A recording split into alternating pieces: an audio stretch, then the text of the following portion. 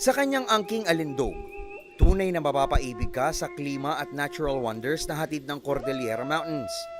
Pero sa patuloy na pagbabago ng panahon at kawalan ng pagpapahalaga ng sangkatauhan, ramdam na ang epekto ng pang-aabuso dito.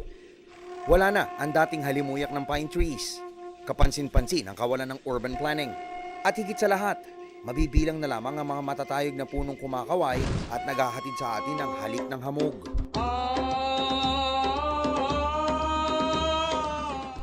Ito naman ang nais baguhin ng advokasya ng top telecommunications company na Globe Telecom.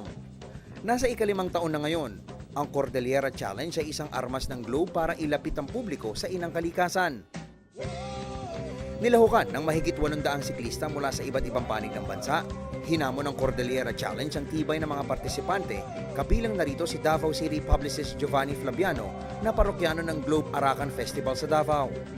Ang terrain doon talagang mahirap, matarik.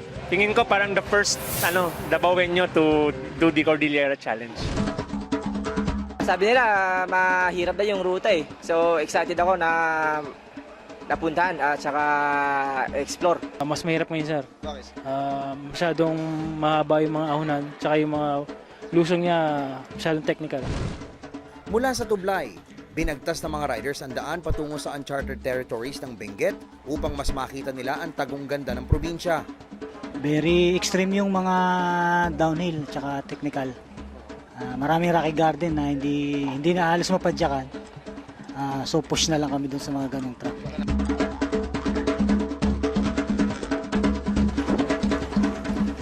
Sa simula ay maaliwalas ang paglalakbay para sa mga magigiting na pedal pushers. At matapos ang picture taking, maikling kwentuhan at munting salo-salo sa ilog ng Nagay sa Atok Benguet, pumasok na sa tinatawag na massacre ground ang mga kalahok.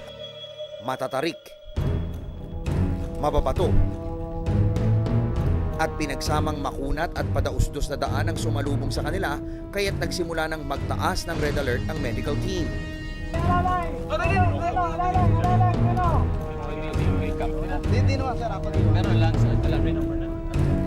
Ayaw mo na?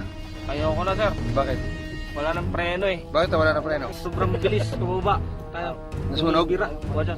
Nasunog yung preno? Harap hindi masyado. Likod lang. Wala na talaga, sir. Sagad.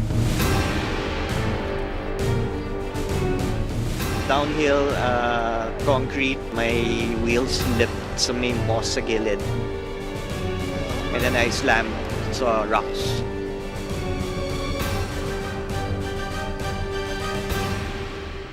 I'll finish this. I'll come back. Subalit para sa mga matatag, ang ruta ay isang testamento na kailangang makilalang muli ng tao ang importansya ng inang kalikasan. So many landslips, landslides in the areas. I mean, it really is urgent. Things have to be done fast. May pangangailangan talaga. Mapapansin mo rin naman kapag kahit nandito ka, tapos nagra-ride ka, mapapansin mo. Tumulong tayo. Incredible, really stunning scenery. I mean, places that I never knew existed. Really beautiful.